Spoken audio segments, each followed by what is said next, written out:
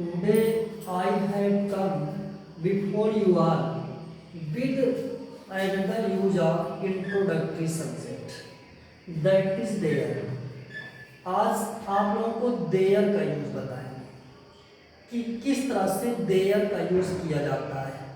तो देखिए कभी कभी हम लोग देखते हैं तो ट्रांसलेशन करते समय जब हिंदी से इंग्लिश में अनुवाद करते हैं तो शुरू में देयर को सब्जेक्ट के स्थान पर बैठा करके ट्रांसलेशन किया जाता है, ठीक ना। तो देयर को शुरू में कब यूज किया जाएगा और देयर की मीनिंग वहां पर क्या होता है, तो ये समझ लीजिए कि देयर जब शुरू में सब्जेक्ट की जगह पर आता है इंट्रोडक्टरी सब्जेक्ट के रूप में, तो इंट्रोडक्टरी का मतलब होता है आरंभवर्ती, अर्थात शुरुआत में सेंटेंस के शुरू में देयर सब्जेक्ट की जगह पर जब आता है तो उसको कहा जाता है इंट्रोडक्टरी यूज ऑफ सब्जेक्ट, ठीक।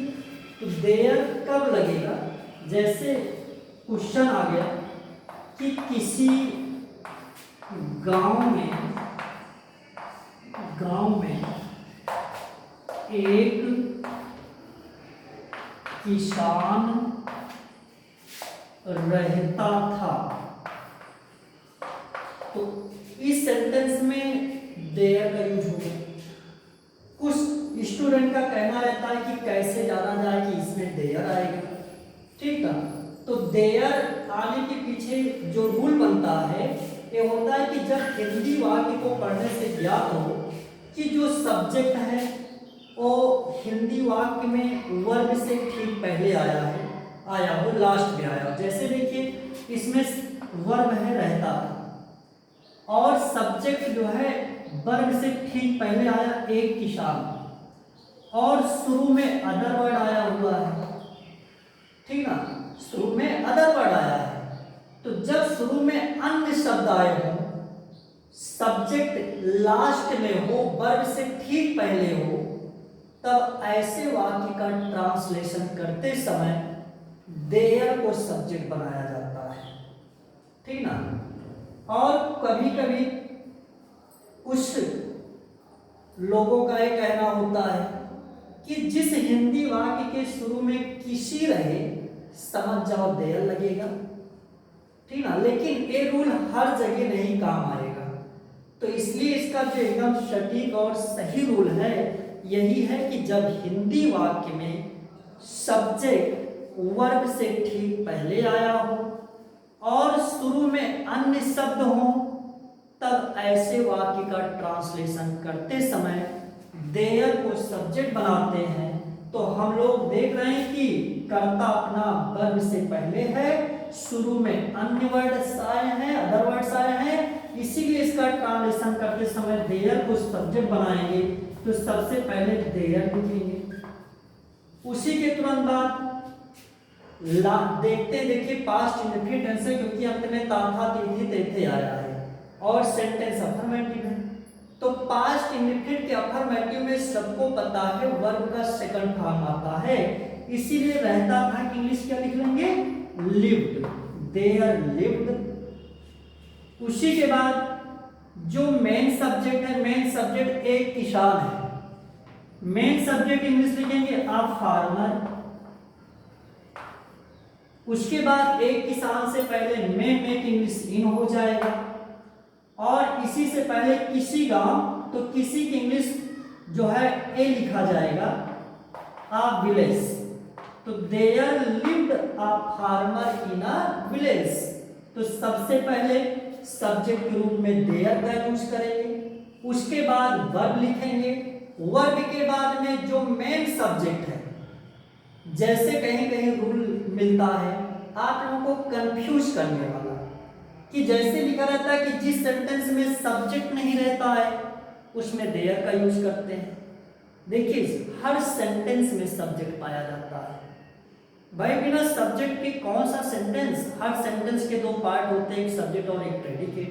तो सब्जेक्ट तो हर जगह हर सेंटेंस में पाए जाते हैं, तो सब्जेक्ट तो यहाँ पर है। तो अगर ऐसा रूल आप लोगों के दिमाग में चला है कि जिस सेंटेंस में सब्जेक्ट नहीं रहता है उसमें देयर लगता है, तो समझ जाओ गलत चल रहा है। आज से समझ लेना कि सब्जेक्ट हो लेकिन वर्ब से ठीक पहले हो और शुरू में अदर वर्ड्स ऐसे सेंटेंस का ट्रांसलेशन करते समय देयर को सब्जेक्ट बनाते हैं। और एक चीज आप लोग बहुत कंफ्यूजन में रहते हैं कि जैसे सेंटेंस बड़ा मिल जाता है तो समझ नहीं पाते हो, सब्जेक्ट लिखने के बाद में वर्ब लिख लेते हो, उसके बाद में नहीं समझ पाते हो कि किस चीज की इंग्लिश लिखें। तो हमेशा याद रखना, जो इंग्लिश है ये हिंदी की एकदम उल्टी है, अपोजिट। आपको हिंदी से अंग्रेजी बनाना है तो सबसे पहले सब्जेक्ट लिख लो, लास्ट में चले जाओ, एक एक शब्द की अंग्रेजी लिखते हुए आगे को चले जाओ, ट्रांसलेशन हो जाएगा। जैसे इसी सेंटेंस में इस चीज को मैं दिखाता हूं कि जैसे आपने सब्जेक्ट के रूप में देयर का यूज कर दिया, लास्ट में गए रहता था मिला, रहता था की इंग्लिश लिव्ड लिख लिए, और रहता था कि ठीक पहले एक किसान मिला तो एक किसान की इंग्लिश आप फार्मर लिख लिए, और एक किसान से ठीक पहले में मिला, में की इंग्लिश इन लिख दिए। उसके बाद में से पहले किसी गांव मिला तो किसी गांव की इंग्लिश आप विलेज हमने लिख दिया।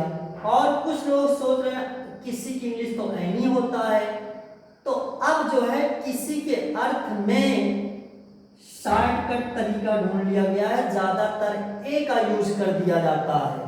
तो इन ऐनी विलेज ना होकर इन आ विलेज ज्यादा अच्छा माना जाता है, ठीक ना। तो इस तरह से ये आपका देयर का फर्स्ट रूल हो गया। और देयर से रिलेटेड एक रूल और है, जैसे आप लोग देखते होंगे कि कभी कभी इस तरह का भी क्वेश्चन देखने को मिलता है, जैसे मिल गया एक राजा था। आप लोग सोचते हैं कि इसमें सब्जेक्ट एक राजा, क्योंकि राजा के बारे में बात है, और सोचोगे कि ये वर्ब से ठीक पहले आया है, लेकिन शुरू में अदर वर्ड नहीं है, क्योंकि इसके पहले वाले रूल में मैं यही आप लोगों को बताया कि सब्जेक्ट वर्ब से पहले हो, शुरू में अदर वर्ड्स हो, तब देयर का यूज किया जाता है सब्जेक्ट के रूप में। लेकिन कभी कभी इस तरह का क्वेश्चन मिलता है तो आप लोग सोचते हैं कि सब कुछ तो दिख रहा है, पहले रूल के अंतर्गत सब्जेक्ट वर्ब से पहले है लेकिन शुरू में अदर वर्ड नहीं है, तो इसका मतलब इसमें देयर नहीं आएगा क्या? तो देयर यहां पर भी आएगा। यहां पर क्या रूल बनेगा कि अगर सब्जेक्ट टू बी वर्ब से रिलेटेड वर्ब से ठीक पहले हो, टू बी वर्ब किसको कहते हैं? Is, am, are, was verb के बाद में अगर कोई वर्ब नहीं रहती है तो is, am, are, was verb को टू बी वर्ब कहते हैं। और हम लोग देख रहे हैं लास्ट में था है, ये लास्ट में अगर है होता तो था की इंग्लिश सबको पता वाज वर्ब लिखा जाता है की इंग्लिश इज, एम, आर लिखा जाता है। तो था है या है तो समझ जाओ एक टू बी वर्ब से रिलेटेड वर्ब है, ओके। और इसी के पहले ठीक टू बी वर्ब से संबंधित क्रिया से ठीक पहले अगर सब्जेक्ट आया है तो शुरू में चाहे अन्य शब्द हो या ना हो, नोट कर लेना ऐसी दशा में भी देयर को कर्ता बनाया जाता है। इसका भी ट्रांसलेशन करते समय देयर आएगा तो हो जाएगा देयर, और वही कहानी पुरानी, लास्ट में जाओ आगे को आओ वाज, और इसके बाद एक राजा की English there was a king, ठीक। इसी प्रकार से अगर कहा जाए कि मेरे पास एक चाक है, आई हैव अ, मतलब इसको बोलेंगे पास नहीं, एक चाक है तो there is a piece of चाक।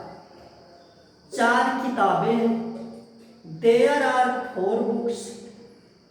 इस तरह से हम लोग देयर का यूज करते हैं। और देयर से रिलेटेड जो आप लोग मैंने 2 रूल बताया, यही 2 रूल हर जगह काम देता है। और हिंदी निकालते समय एक चीज ध्यान देना, जैसे आप लोगों को खूब पढ़ाया गया है कि देयर मीन्स होता है वहां, ठीक। लेकिन जब देयर का यूज इंट्रोडक्टरी सब्जेक्ट के रूप में किया जाता है, सब्जेक्ट के स्थान पर किया जाता है, तो इसकी हिंदी नहीं बोला जाता है। ये समझ लो, देयर सेंटेंस की सुंदरता बढ़ाने के लिए आया होता है, सेंटेंस को सुंदर रचना देने के लिए, सुंदर रूप देने के लिए आया होता है। यहाँ पर देयर की हिंदी नहीं बोलना है। नहीं सोचो कि देयर मीन्स वहां आवाज माने था, एक ही माने एक राजा, वहां एक राजा था, ये नहीं बोलना है। आपको सिर्फ बोलना है एक राजा था।